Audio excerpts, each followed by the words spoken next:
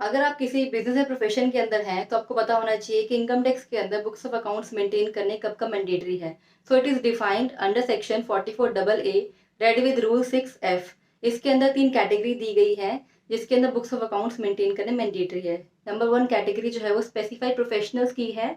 इसके अंदर like advocate, legal profession से जुड़े हुए हैं जो लोग, accountancy, interior architect and so on. इस कैटेगरी में अगर आप आते हैं और आपकी जो है ग्रॉस रिसीट ₹1,50,000 है in any of the 3 preceding years के अंदर, तो आपको बुक्स ऑफ अकाउंट्स मेंटेन करना मैंडेटरी है। नंबर 2 कैटेगरी जो है वो इंडिविजुअल एंड एचयूएफ की आती है, जो कि बिजनेस एंड प्रोफेशन में इन्वॉल्व है। उनकी अगर टर्नओवर या फिर ग्रॉस रिसीट 25 लाख से एक्सीड होती है, या फिर उनकी टोटल इनकम या फिर नेट प्रॉफिट ₹2,50,000 से एक्सीड होता है in any of the 3 previous year, या फिर अदर्स की कैटेगरी दी गई है एक।